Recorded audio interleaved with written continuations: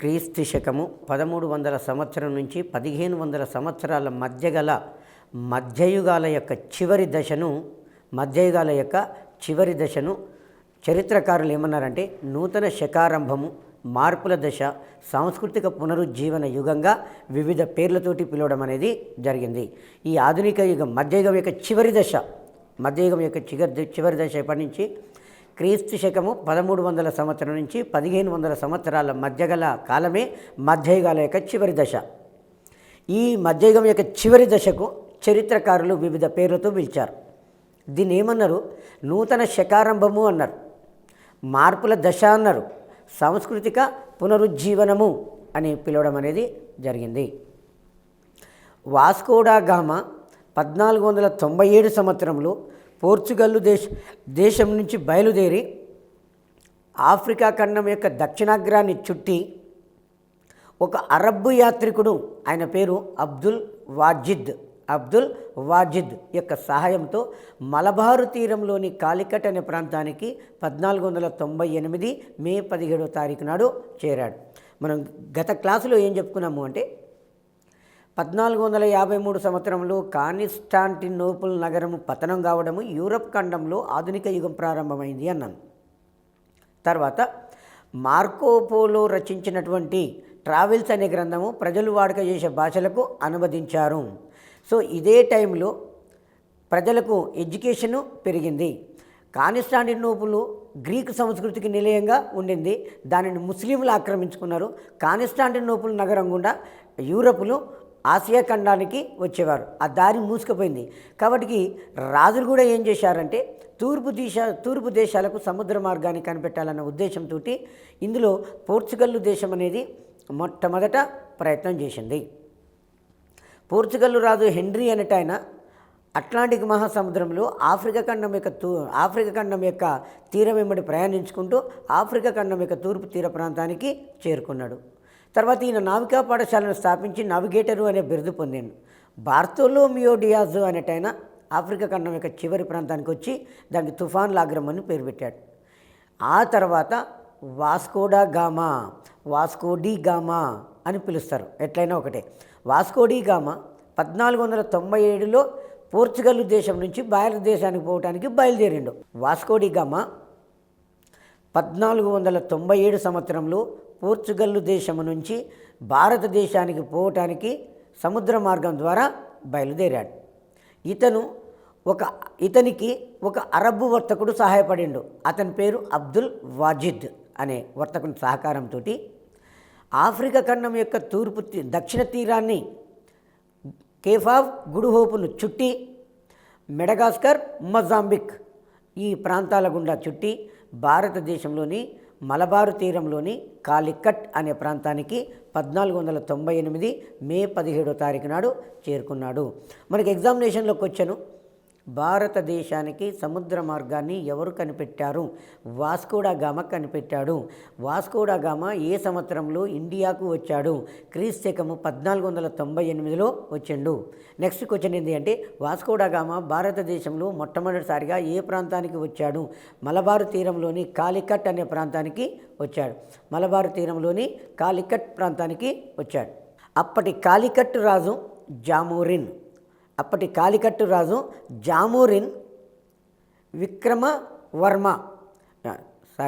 రాజా మను విక్రమవర్మ ఆయననే జామోరిన్ అని కూడా పిలుస్తారు. వాస్కోడా గామాకు స్వాగతము పలికి తన రాజ్యంలో వర్తకం చేసుకోవటానికి అనుమతినిచ్చాడు. ఎగ్జామ్లో అడిగే క్వశ్చన్ ఏంటంటే వాస్కోడా గామాకు తన రాజ్యంలో వర్తకం చేసుకోవటానికి అనుమతినిచ్చిన కాలికట్ రాజు ఎవరు? రాజా మను విక్రమవర్మ. ఎవరండి? రాజా మను విక్రమవర్మ. ఆయనకు మరొక పేరున్నది, జామోరిన్ అనే పేరున్నది. అతను వాస్కోడా గామాకు తన రాజ్యంలో వర్తకం చేసుకోవటానికి అనుమతి ఇవ్వడం అనేది జరిగింది. ఈ టైంలో వాస్కోడా గామా స్కూల్ అసిస్టెంట్ వాళ్ళకు చాలా ఇంపార్టెంట్. వాస్కోడా గామా భారతదేశానికి సముద్ర మార్గాన్ని కనిపెట్టి వచ్చినప్పుడు విజయనగర సామ్రాజ్యాన్ని ఎవరు పరిపాలిస్తున్నారు? అప్పుడు సాల్వ వంశం పరిపాలిస్తుంది. సాల్వ వంశంలో చివరి రాజు ఇమ్మడి నరసింహరాయలు పరిపాలిస్తున్నారు. విజయనగర సామ్రాజ్యాన్ని ఇమ్మడి నరసింహరాయలు పరిపాలించే కాలంలో వాస్కోడగామా భారతదేశానికి వచ్చాడు. మరి ఢిల్లీ సుల్తాన్లగిన తీసుకున్నట్లయితే ఢిల్లీ సింహాసనాన్ని ఏ చక్రవర్తి పరిపాలిస్తున్నాడంటే సికిందర్ లోడి పరిపాలిస్తున్నాడు. లోడీ వంశంలో గొప్ప రాజు సికిందర్ లోడి. ఈ సికిందర్ లోడి దీన్ని పరిపాలించడం అనేది జరిగింది.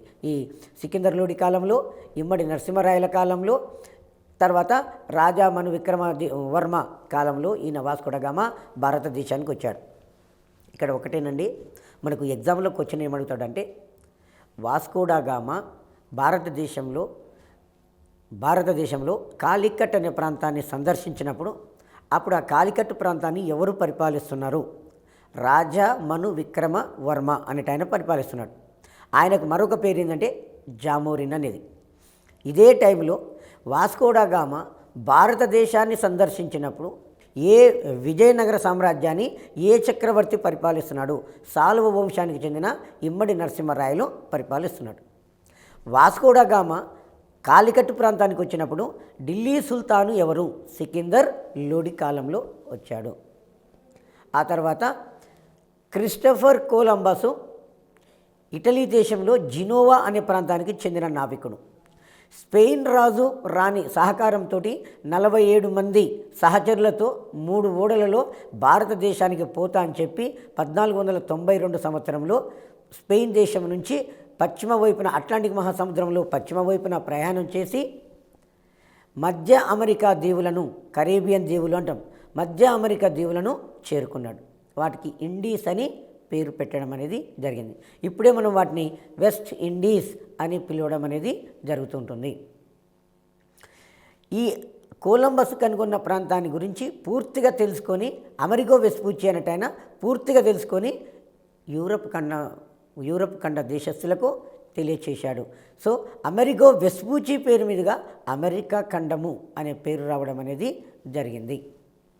అమెరికా ఖండాలను, ఉత్తర అమెరికా, దక్షిణ అమెరికా ఖండాలను కలిపే సన్నని భూరేఖను పనామా భూసంధి అంటాం. ఉత్తర అమెరికా ఖండాన్ని, దక్షిణ అమెరికా ఖండాన్ని కలుపుతున్నటువంటి సన్నని భూభాగము, ఆ భూసంధిని ఏమంటామంటే పనామా భూసంధి అంటాం. దాన్ని ఏమంటాము? పనామా భూసంధి అని చెప్పేస్తాం. ఈ ప్రాంతంలో కాల్వలు త్రవ్వడంతో పనామా జలాల మధ్యన సంధి అనేది ఏర్పడింది. ఇప్పుడు అట్లాంటిక్ మహాసముద్రాలను కలిపే ఒక జలమార్గం అనేది ఏర్పడింది. పనామా భూమార్గం ఉన్నది కదా, ఈ పనామా భూమార్గాన్ని విభజిస్తూ ఈ అట్లాంటిక్ మహాసముద్రాన్ని, పసిఫిక్ మహాసముద్రాన్ని కలుపుతూ ఒక సన్నని కాలువను ఏర్పాటు చేశారు. దీనివలన వర్తకము వీలుగా ఏర్పాటు కావడం అనేది, వర్తక మార్గము సులభం కావడం అనేది జరిగింది. మాజిలాన్ అనే స్పెయిన్ దేశపు నావికుడు, వెరీ ఇంపార్టెంట్, మాజిలాన్ అనే స్పెయిన్ దేశపు నావికుడు మొట్టమొదటిసారిగా భూప్రదక్షిణ చేసిన నావికుడు. మొట్టమొదటిసారిగా భూప్రదక్షిణ చేశాడు. స్పెయిన్ దేశం నుంచి బయలుదేరి అట్లాంటిక్ మహాసముద్రం గుండా ప్రయాణం చేసి అమెరికా ఖండం యొక్క చివరి ప్రాంతాన్ని చుట్టి పసిఫిక్ మహాసముద్రంలోకి ప్రయాణించి ఫిలిప్పైన్స్ దీవులను చేరుకున్నాడు. అక్కడి వారి చేతిలో ఇతను మరణించడం అనేది జరిగింది. ఫిలిప్పైన్స్ దీవులలో చనిపోయాడు. ఇతని యాత్ర 200 మందితోటి ప్రారంభమైంది. ఇతని యొక్క యాత్ర 200 మందితోటి ప్రారంభమైంది. 3 సంవత్సరాల పాటు సాగింది. చివరికి 18 మంది మాతృదేశానికి చేరుకున్నారు. మాజిలాను మొట్టమొదటిసారిగా భూప్రదక్షిణ చేసిన నావికుడు.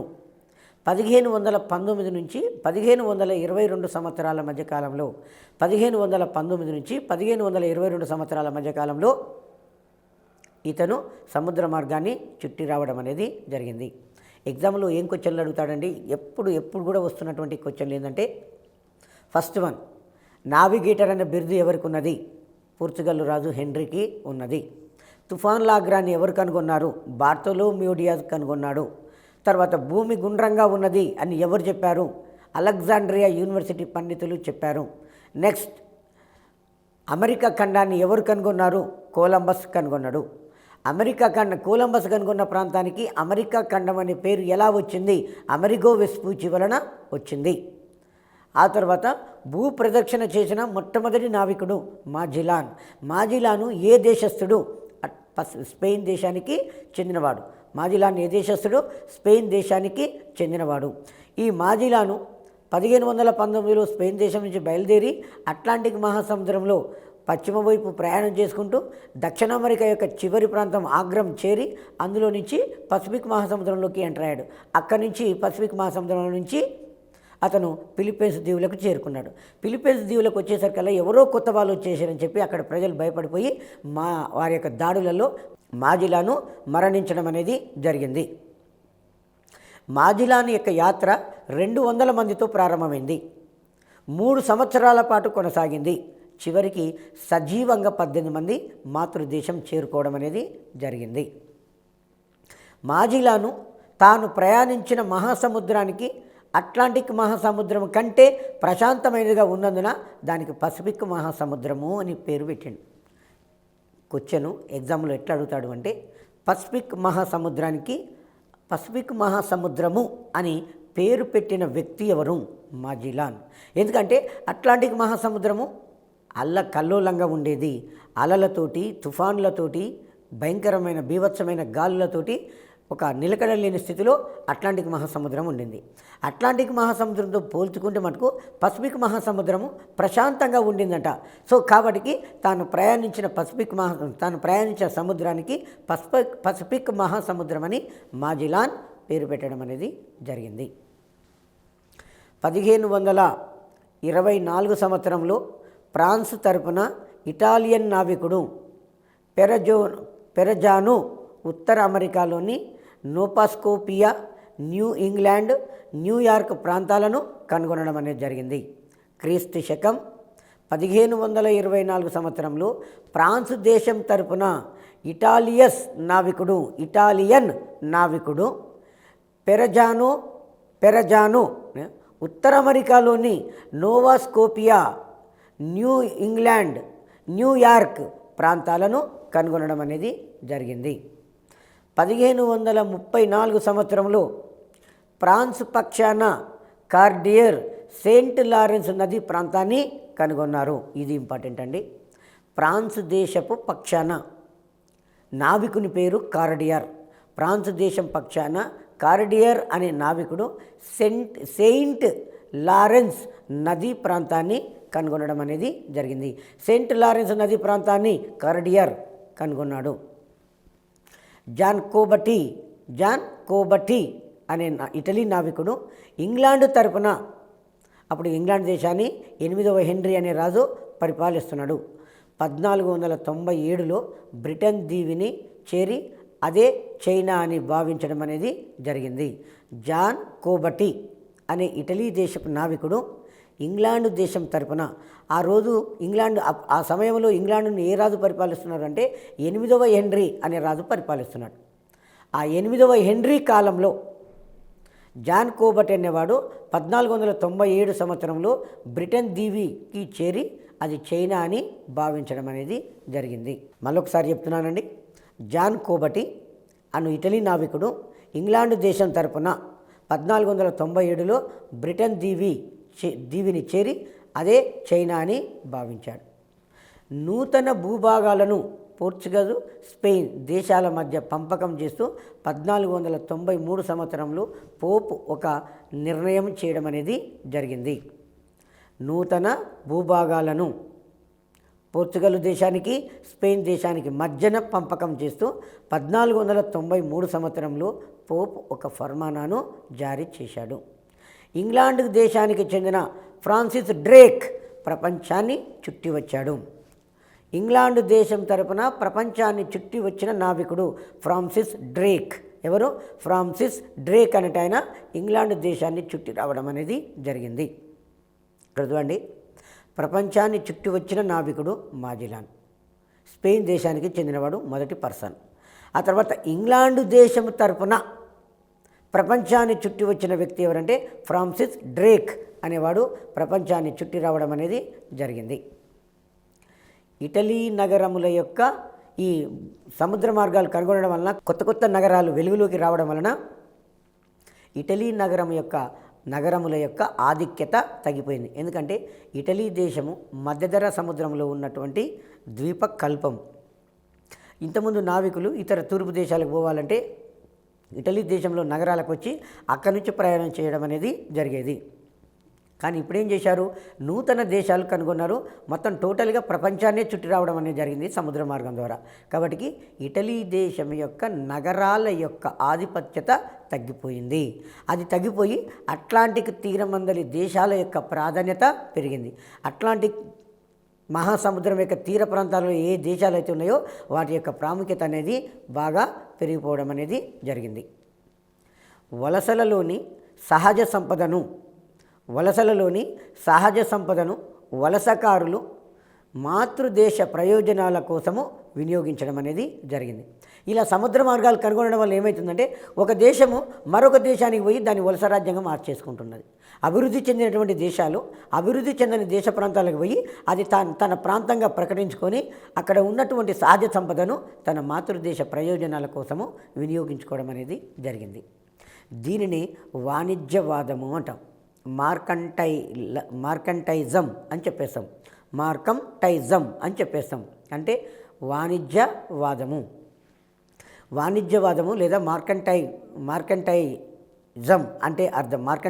అంటే అర్థం ఏంటంటే, ఈ భూగోళ అన్వేషణ వలన ఆర్థికంగా సంపన్నమైనటువంటి దేశము పేదరికంగా ఉన్నటువంటి దేశానికి పోయి దాన్ని తన వలస రాజ్యంగా మార్చుకొని అక్కడ ఉన్నటువంటి సంపదను తన దేశ అవసరాల కొరకు దాన్ని వినియోగించుకునేవాళ్ళు. దీనినే వాణిజ్యవాదము అంటాం. మార్కంటైజం అని కూడా చెప్పుకోవడం అనేది జరుగుతుంది. దీని తర్వాత సాంస్కృతిక పునరుజ్జీవనము అనేది ఏర్పడింది. సాంస్కృతిక పునరుజ్జీవనం. పునర్ అంటే మరలా, జీవనం బ్రతకడం, పునరుజ్జీవనం. దీనిని ఇంగ్లీష్లో రీనైజాన్స్ అని కూడా అంటారు. ఇట్లా కూడా అడిగాడండి డిఎస్సిలో క్వశ్చను. పునరుజ్జీవనం అనగా మరలా బ్రతకడము. దీన్ని ఇంగ్లీష్లో ఏమంటామంటే రీనైజాన్స్ అని చెప్పేస్తాం. ఏమంటాం దాన్ని? రీనైజాన్స్ అని చెప్పుకోవడం అనేది జరుగుతుంది. ప్రపంచ చరిత్రలో మానవుని జీవన విధానాన్ని ప్రభావితం చేసిన అంశాలు ముఖ్యంగా 3 ఉన్నాయి. 1 సాంస్కృతిక పునరుజ్జీవనం, 2 భౌగోళిక పరిశోధనలు, 3 పారిశ్రామిక విప్లవం. ఇవి చరిత్ర మనుగడనే శాసించిన అంశాలుగా చెప్పుకోవడం అనేది జరిగింది. ప్రపంచ చరిత్ర మనుగడను శాసించిన అంశాలు 3. నెంబర్ 1 సాంస్కృతిక పునరుజ్జీవనం. నెంబర్ 2 భౌగోళిక పరిస్థితులు, దాన్ని భూగోళ పరిశోధనలు అని కూడా చెప్పేస్తాం. 3వది పారిశ్రామిక విప్లవం అని చెప్పుకుంటున్నాం. పునరుజ్జీవనం అనగా మరలా జన్మించుట అని అర్థము. ఈ ఉద్యమము క్రీస్తు శకము 15వ శతాబ్దంలో ఐరోపా దేశంలో చోటు చేసుకున్నది. ఐరోపా దేశంలో ఈ ఉద్యమం అనేది చోటు చేసుకోవడం అనేది జరిగింది.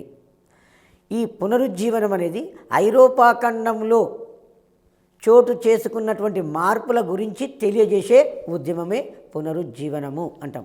అంటే ప్రజల యొక్క ఆలోచనల మార్పు రావడం అనేది జరిగింది. మార్పుని ఏమంటామంటే విప్లవం అంటాం. విప్లవం మౌలికమైన మార్పును విప్లవం అంటాం. వస్తుత్పత్తిలో వచ్చిన సంచలనాత్మకమైన విప్లవాన్ని పారిశ్రామిక విప్లవం అన్నాం.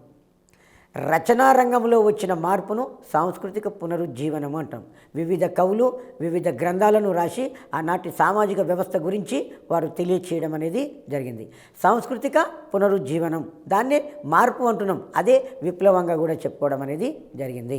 భాషాపరంగా సాంస్కృతిక పునరుజ్జీవనము అంటే గత సంస్కృతిని తిరిగి జీవింపచేయుట అని అర్థము. భాషాపరంగా సాంస్కృతిక పునరుజ్జీవనము అనగా గత సంస్కృతిని తిరిగి జీవింపచేయుట అని అర్థంగా చెప్పుకోవచ్చు. పునరుజ్జీవన ఉద్యమము ఇటలీ దేశమందలి మిలాన్, రోమ్, ఫ్లారెన్స్ అనే పట్టణాలలో ప్రారంభమైంది. పునరుజ్జీవన ఉద్యమము ఇటలీ దేశంలోని మిలాన్, రోమ్, ఫ్లారెన్స్ అనే పట్టణాలలో ఇది ప్రారంభం కావడం అనేది జరిగింది. సాంస్కృతిక పునరుజ్జీవనోద్యమానికి కేంద్ర స్థానము ఇటలీ దేశం. సాంస్కృతిక పునరుజ్జీవనానికి కేంద్ర స్థానం ఏ దేశము? ఇటలీ దేశం అనేది దీనికి కేంద్ర స్థానంగా చెప్పుకోవచ్చు.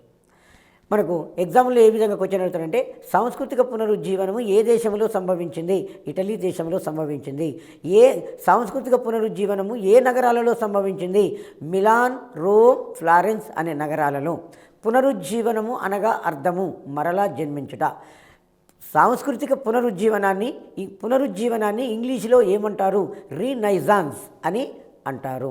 1455 సంవత్సరంలో జర్మనీ దేశానికి చెందిన జాన్ గూటెన్బర్గ్ ఇంటర్మీడియట్ పుస్తకంలో 1455 అని ఉన్నదండి. మనకు జనరల్గానైతేనేమో గూటెన్బర్గ్ 1454లో అచ్చు యంత్రాన్ని కనుగొన్నాడు అని మనం చదువుకుంటాము. కానీ ఇంటర్మీడియట్ పుస్తకంలో 1455 అని ఉన్నది. సో కాబట్టి నేను టెక్స్ట్ బుక్లు ఉన్నదే చెప్తున్నాను. 1455 సంవత్సరంలో జర్మనీ దేశానికి చెందిన జాన్ గూటెన్బర్గ్, ఈయనది మెయింజి నగరవాసి.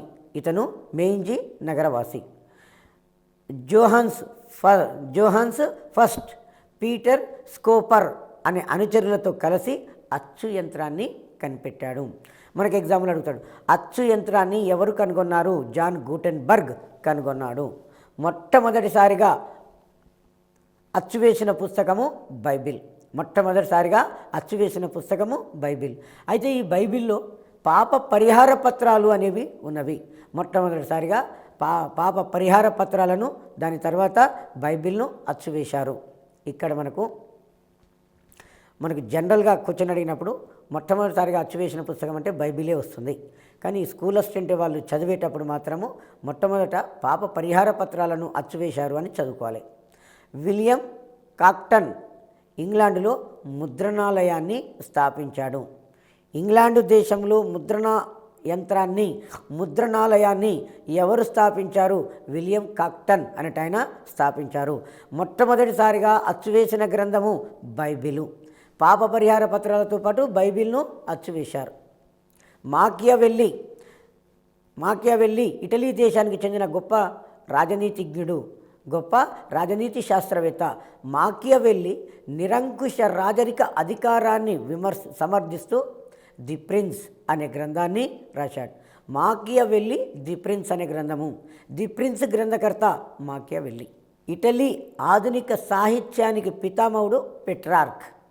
ఇటలీ దేశం యొక్క ఆధునిక సాహిత్యానికి పితామహుడు పెట్రార్క్ అనేటైన దీనికి పితామహుడు అని చెప్పేస్తాం. డాంటే డివైన్ కామెడీ అనే గ్రంథం రాశాడు.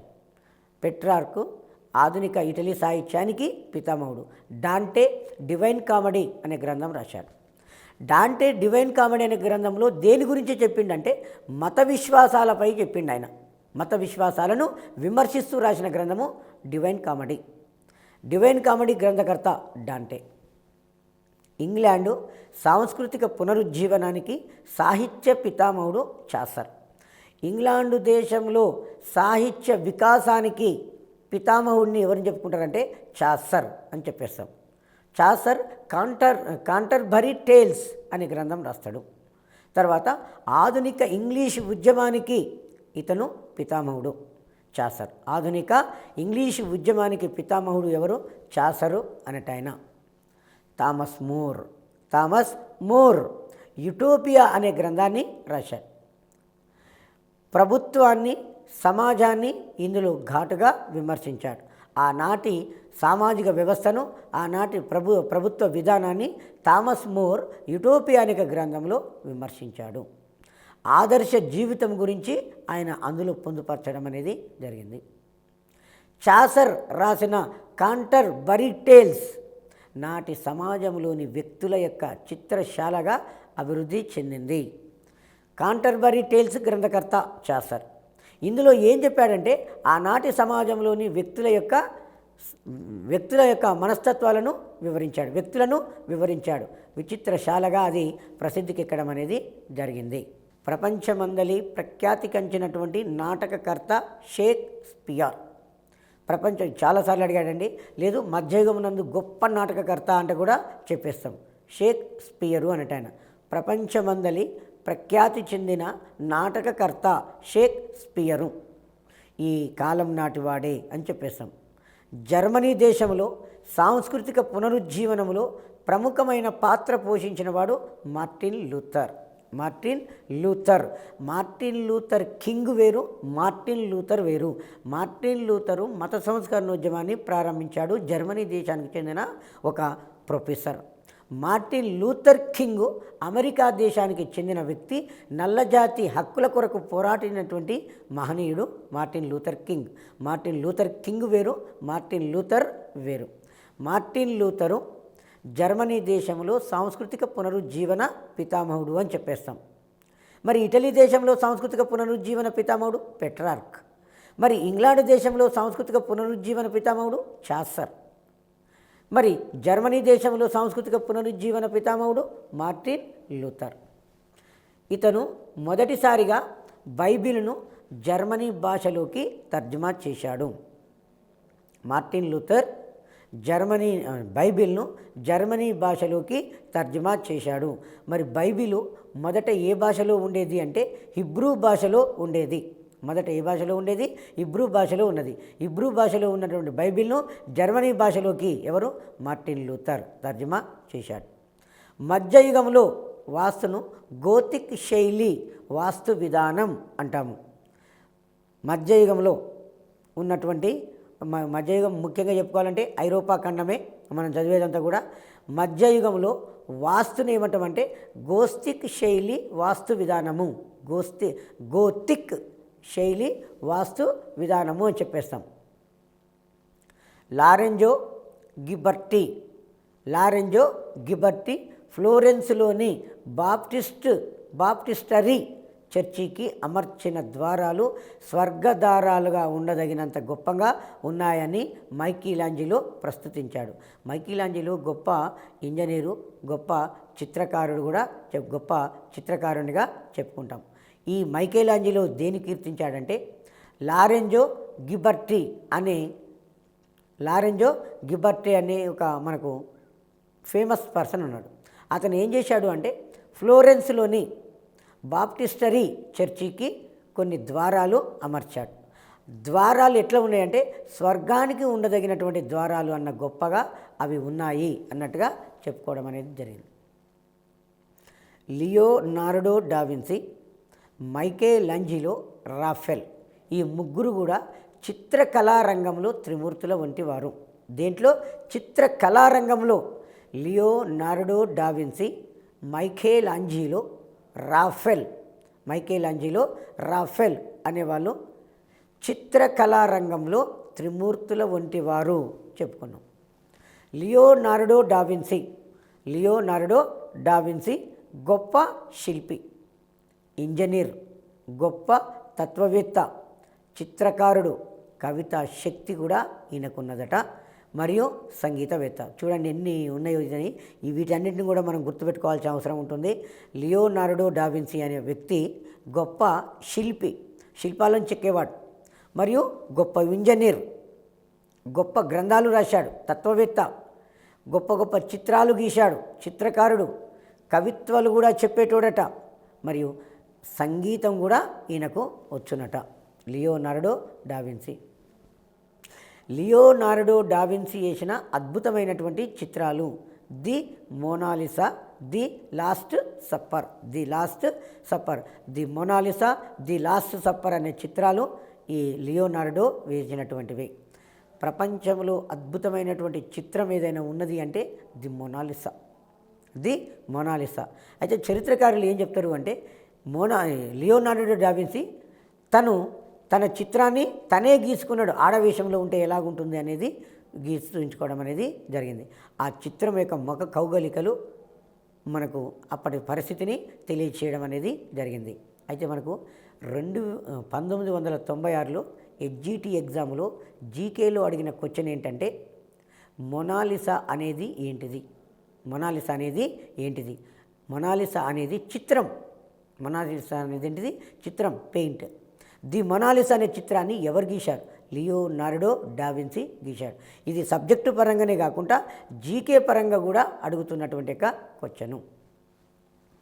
ఆ తర్వాత the Last Judgement, the Fall of Man చిత్రాలు ప్రపంచ కళారంగానికి మానవుడు సమర్పించిన అపురూపమైన కానుకలు అని చెప్తారు. ఏంటి?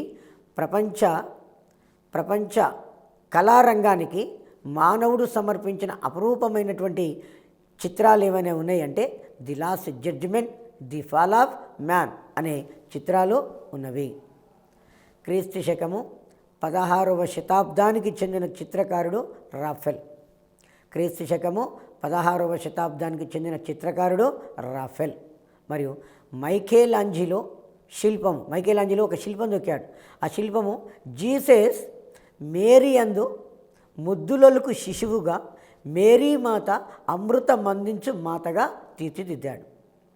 మైకేలాంజిలో అనేట ఆయన గొప్ప శిల్పి, చిత్రకారుడు కూడా. ఆయన ఒక శిల్పం గీశాడు.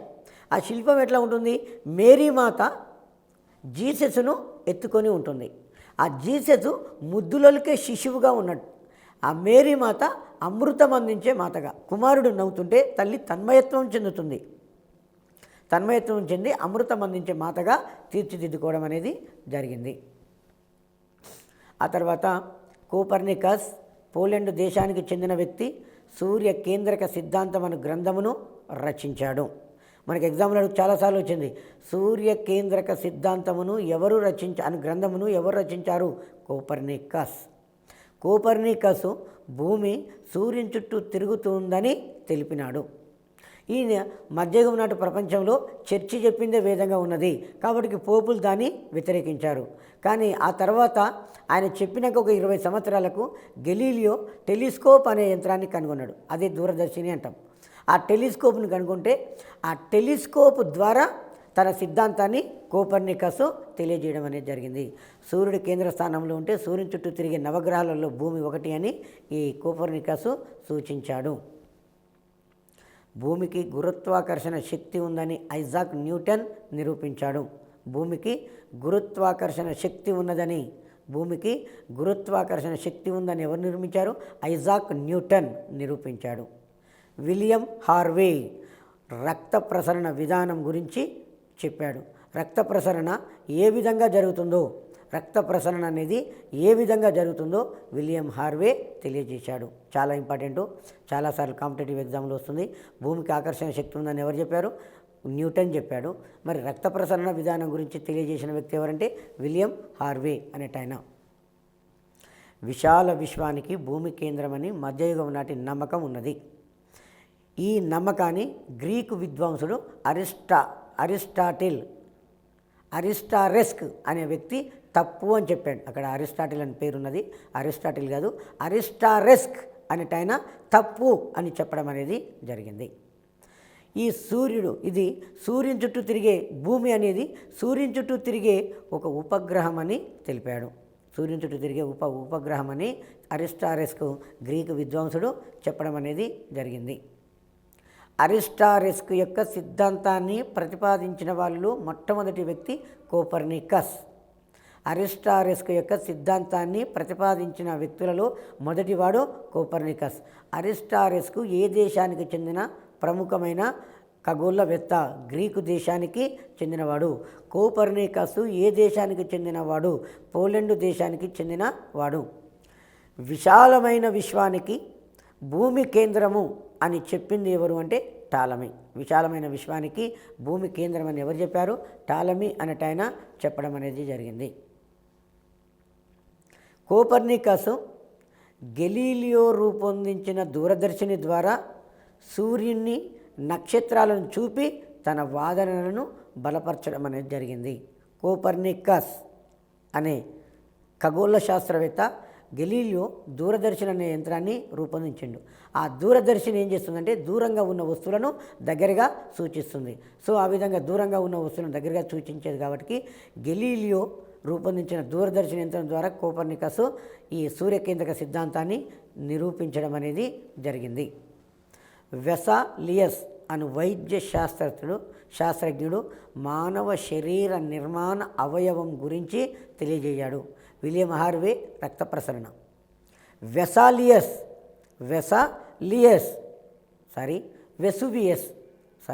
వెసువియస్ అను వైద్యుడు మానవ శరీర అవయవ నిర్మాణం గురించి తెలిపాడు. మానవ శరీర నిర్మాణ అవయవం గురించి తెలిపిండు. మననం చేసుకున్నట్లయితే ఆధునిక ప్రపంచము 1453 సంవత్సరంలో ప్రారంభమైంది. 1453 సంవత్సరంలో ప్రారంభమైంది. ఈ కాలంలో భూగోళ అన్వేషణ జరిగి అనేకమైనటువంటి కొత్త దేశాలను కనుగొనడం అనేది జరిగింది. ఈ పరంపరలోనే కొలంబస్ అనేటన్న అమెరికా ఖండాన్ని, వాస్కోడా గామా భారతదేశానికి సముద్ర మార్గాన్ని కనిపెట్టడం అనేది జరిగింది. ఆ తర్వాత అమెరికో వెస్పూచి పేరు మీదుగా అమెరికా కొలంబస్ కనుగొన్న ప్రాంతానికి అమెరికా ఖండము అనే పేరు రావడం అనేది జరిగింది. మాజిలాన్ అనే నావికుడు మొట్టమొదటిసారిగా భూప్రదక్షిణ చేసినవాడు. మొట్టమొదటిసారిగా భూప్రదక్షిణ చేసిన నావికుని పేరు ఏంటంటే మాజిలాను స్పెయిన్ దేశం తరపున ఈ యాత్ర చేశాడు. ఫ్రాన్సిస్ డ్రేక్ ఇంగ్లాండ్ దేశం తరపున మొట్టమొదటి నౌక సముద్రాన్ని చుట్టొచ్చాడు. ప్రపంచాన్ని సముద్ర మార్గం ద్వారా చుట్టి వచ్చిన మొట్టమొదటి నావికుడు మాజిలాన్. ఆ తర్వాత ఇంగ్లాండ్ దేశం తరపున ఫ్రాన్సిస్ డ్రేక్ అనేటాయన సముద్ర మార్గం ద్వారా ప్రపంచాన్ని చుట్టి రావడం అనేది జరిగింది. నూతన భూగోళ అన్వేషణలు కనుగొనడంలో ముందంజలు వేసిన దేశము పోర్చుగల్ దేశము, స్పెయిన్ దేశంగా చెప్పుకోవడం జరిగింది. సాంస్కృతిక పునరుజ్జీవనం అనేది ఇటలీ దేశంలో ప్రారంభమవుతుంది. పునరుజ్జీవన అంటే ఏంటంటే మరలా జన్మించడా. పునరుజ్జీవనాన్ని ఇంగ్లీష్లో ఏమంటామంటే రీనైజాన్స్ అని చెప్పుకోవడం అనేది జరిగింది. ఆ తర్వాత ఈ సాంస్కృతిక పునరుజ్జీవనోద్యమానికి ఇటలీ దేశము కేంద్రస్థానం కావడం జరిగింది. 1455 సంవత్సరంలో జర్మనీ దేశానికి చెందిన జాన్ గూటెన్బర్గ్ అచ్చు యంత్రాన్ని కనుగొన్నాడు.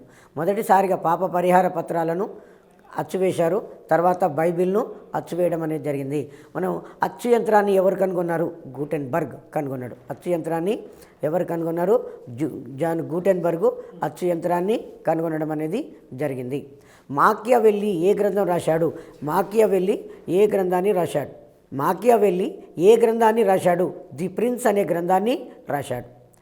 ఆధునిక ఇటలీ సాహిత్యానికి పితామహుడు పెట్రార్క్ అనే కవి పితామహుడు.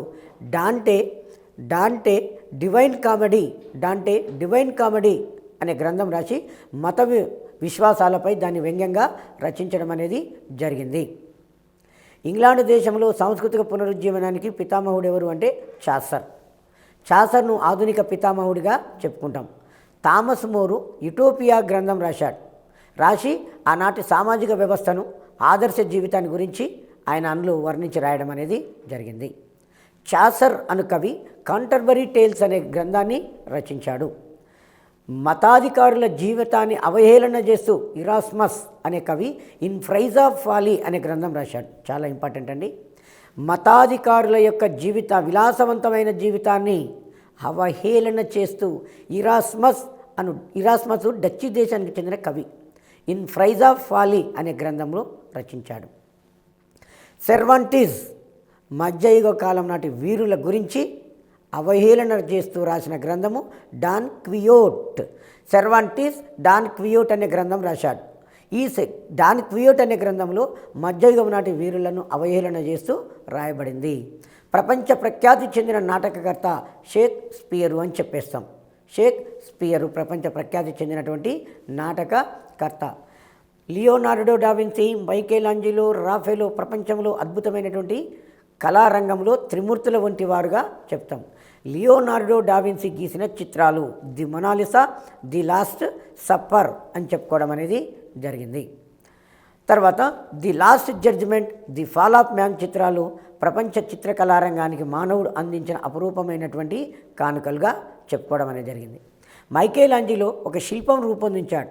జీసస్ మేరీ యందు ముద్దులొలికే శిశువుగా మేరీ మాత అమృతం అందించే మాతగా తీర్చిదిద్దడం అనేది జరిగింది. కోపర్నికస్ సూర్యకేంద్రక సిద్ధాంతాన్ని కనుగొని భూమి సూర్యుని చుట్టూ తిరుగుతుందని నిర్ధారించాడు. గెలీలియో టెలిస్కోప్ అనే పరికరాన్ని కనుగొనడం అనేది జరిగింది. న్యూటన్ భూమికి ఆకర్షణ శక్తి ఉంది అని చెప్పాడు.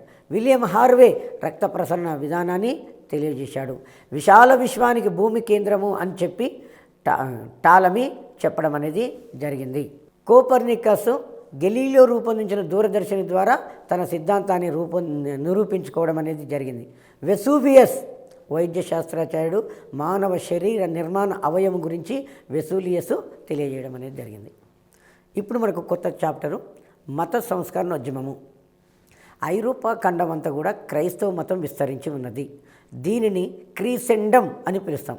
ఐరోపా ఖండం అంతా కూడా క్రైస్తవ మతం విస్తరించి ఉంటే దీన్ని ఏమంటామంటే క్రీసెండము అని పిలవడం అనేది జరుగుతుంటుంది. మతపరంగా మతాన్ని సంస్కరించే ప్రయత్నములో జరిగిన ఉద్యమాన్నే మత సంస్కరణోద్యమము అని చెప్తాము. మతములో ఉన్నటువంటి దురాచారాలను రూపుమాపాలి, పోపుల యొక్క అవినీతిని అరికట్టాలన్న ఉద్దేశంతో కొంతమంది ఈ క్రైస్తవ మతం మీద తిరుగుబాటు చేయడం అనేది జరిగింది. ఆ విధంగా క్రైస్తవ మతం మీద తిరుగుబాటు చేసి నూతన మతాన్ని స్థాపించారు కాబట్టి మత సంస్కరణోద్యమము అని చెప్పుకోవడం అనేది జరుగుతుంది. క్రైస్తవ మతము సహజ స్వరూపాన్ని కోల్పోయి నైతికంగా పతనమైపోవడము జరిగింది. మనకి ఎగ్జామ్లో క్రీసెండం అనగానే అడుగుతాడండి క్వశ్చను. క్రీసెండం అంటే ఏంటంటే క్రైస్తవ ప్రపంచం. యూరప్ ఖండం అంతటా క్రైస్తవ మతం విస్తరించి ఉంది, దాన్ని క్రీసెండము అని చెప్పేస్తాం. యేసుక్రీస్తు ప్రియ శిష్యులైన పీటర్స్, పాల్ రోములోని మతం కోసము ప్రాణాలు అర్పించారు.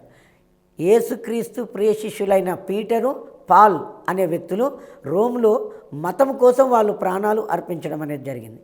చర్చీలన్నింటికి కూడా తల్లి వంటిది సెయింట్ పీటర్స్ చర్చి. ఇది రోము నగరంలోనే ఉన్నది. ఇక్కడ చూడండి, క్రైస్తవ మతానికి కేంద్ర స్థానము రోము నగరము ఇటలీ దేశంలో ఉన్నది. ఆ ఇటలీ దేశంలో రోము నగరం ఉన్నటువంటి ప్రాంతాన్ని వాటికన్ సిటీ అని పిలుస్తాం. దానిని ఒక కొత్త దేశంగా తయారు చేశారు. ప్రపంచంలో అతి చిన్న దేశము వాటికన్ సిటీ. వాటికన్ సిటీలోనే ఈ చర్చి అనేది ఉంటుంది. సెయింట్ పీటర్స్ చర్చి అనేది ఉంటుంది. సెయింట్ పీటర్స్ చర్చికి చెల్లించే పన్నును మత సంస్కరణోద్యమానికి వేగుచుక్కగా అని పిలువబడినటువంటి జాన్ విక్లిఫ్ను చెప్పుకోవచ్చు.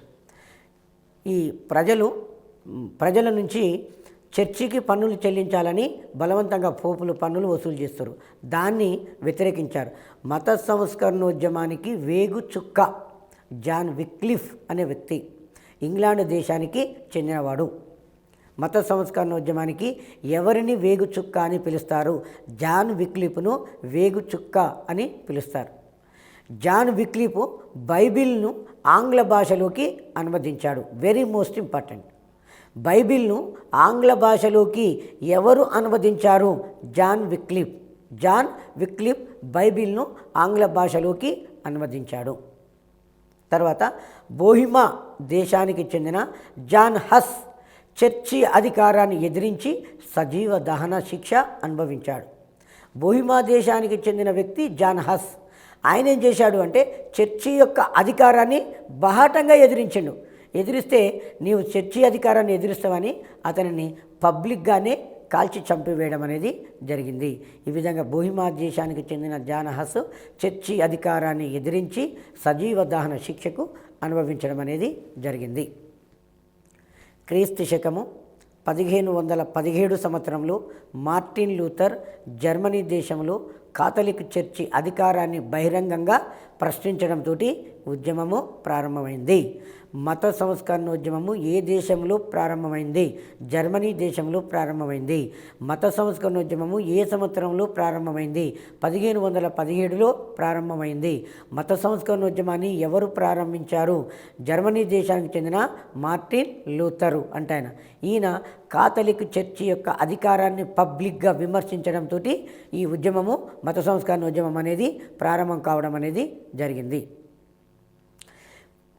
ఇదే టైంలో క్రైస్తవ మతాధిపతి సెయింట్ పీటర్స్ చర్చి యొక్క బిషప్ పోపు 10వ లియో ఈయన ఏం చేశాడు అంటే ప్రజలు ఎన్ని పాపాలైనా చేయొచ్చు, చర్చికి వచ్చి పూజ చేసుకోనక్కర్లేదు. పూజ చేసుకోకుండా బ్యాంకులు, పోస్ట్ ఆఫీసులు కమిషన్ పద్ధతిలో అమ్మే పాప పరిహార పత్రాలను కొనుక్కొని మీ బీరువాలో దాచుకుంటే మీరు చేసిన పాపాలు పోతాయి అని చెప్పేశాడు. పోపు 10వ లియో ధన సంపాదన కొరకు అక్రమమైన సంతానం కొన్నాడు. అక్రమంగా మ్యారేజీలు చేసుకొని అధిక సంతానాన్ని కానీ తన సంతానానికి ఆస్తులు సంపాదించడంలో భాగంగా ఒక కొత్త ట్రెండ్ను ప్రారంభించాడు. ప్రజలు ఎవరు ఎన్ని తప్పులైనా చేయొచ్చు, చర్చికి పోయి పూజ చేయనక్కర్లేదు, మేము పాప పరిహార పత్రాలు అనే వాటిని అమ్ముతున్నాము, ఆ పాప పరిహార పత్రాలను బ్యాంకులు పోస్ట్ ఆఫీసులు కమిషన్ పద్ధతిలో అమ్ముతాయి, మీరు ఆ బ్యాంకులు పోస్ట్ ఆఫీసు దగ్గరికి పోయి మీరు చేసిన పాపాన్ని బట్టి దాని విలువను బట్టి మీరు ఆ పాప పరిహార పత్రాన్ని కొనుక్కున్నట్లయితే మీరు చేసిన పాపాలు పోతాయి అని చెప్పేసిండు. ఇలా పాప పరిహార పత్రాలను అమ్మడం ప్రారంభించిండు పోపు 10వ లియో. పోపు 10వ లియో పాప పరిహార పత్రాలను అమ్మడానికి టెట్జల్ అను సన్యాసిని అను మతాధికారిని నియమించాడు. క్రీస్తు శకము 1483 సంవత్సరంలో షాగ్జానీలోని ఎస్లిబిన్లో ఒక రైతు కుటుంబంలో మార్టిన్ లూథర్ జన్మించాడు. మార్టిన్ లూథరు 1483 సంవత్సరంలో షాగ్జానీలో, జర్మనీ దేశంలోని షాగ్జానీలో ఒక రైతు కుటుంబంలో జన్మించాడు. ఈయన 1508 సంవత్సరంలో విటెన్బర్గ్ విశ్వవిద్యాలయంలో క్రైస్తవ దివ్యశాస్త్రాన్ని బోధించే ఉపాధ్యాయునిగా ఆచార్యునిగా జాయిన్ అయ్యాడు.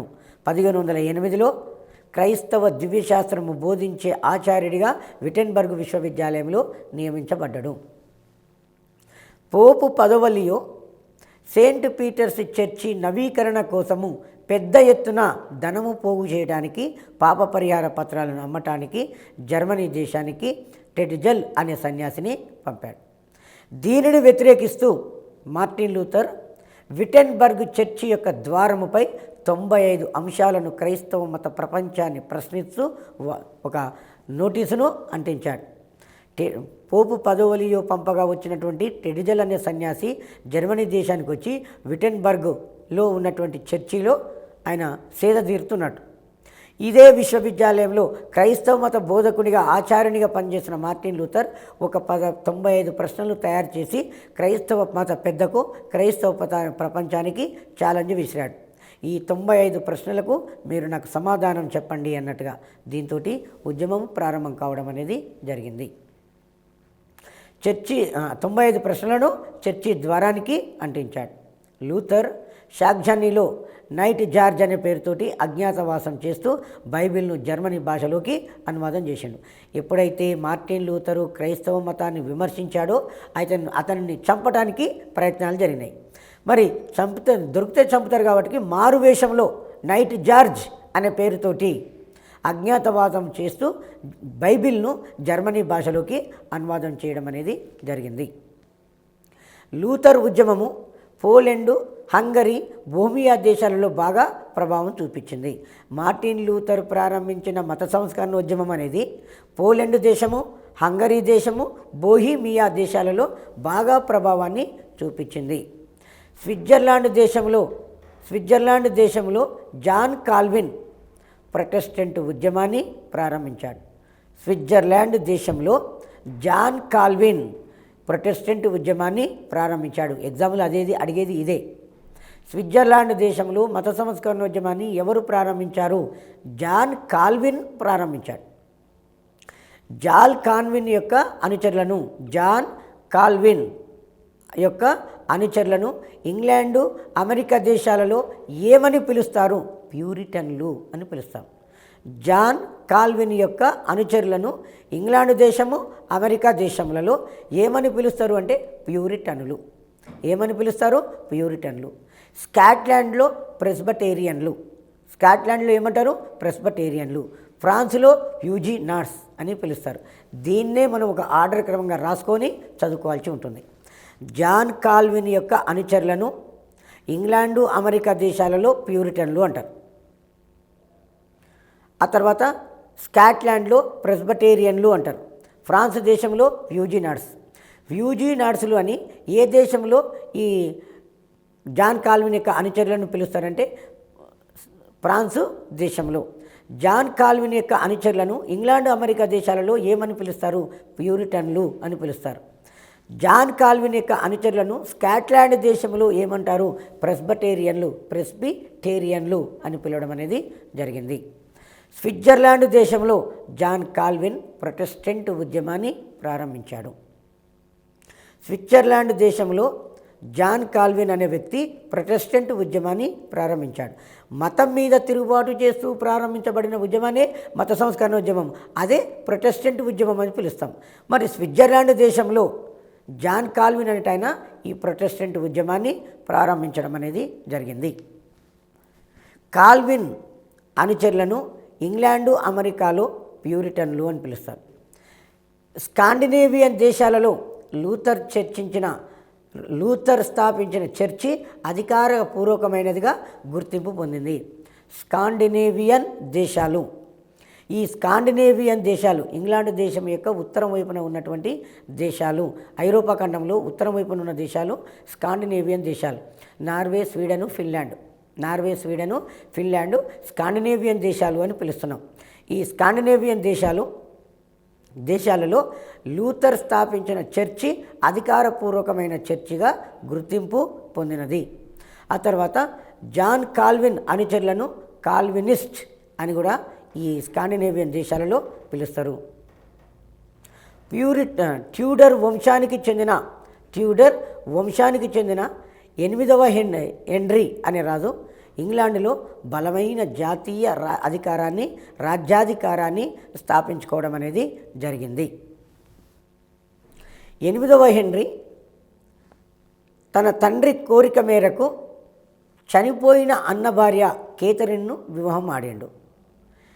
తన భార్యకు విడాకులు ఇవ్వటానికి చర్చి అనుమతి కోరితే చర్చి దానిని నిరాకరిస్తే ఈ 8వ హెన్రీ ఏం చేశాడంటే పార్లమెంటు యొక్క సహాయంతో తనే ఇంగ్లాండ్ దేశానికి చెందిన ఒక చర్చిని స్థాపించి ఆ చర్చికి తనే అధిపతిని ప్రకటించుకోవడం అనేది జరిగింది.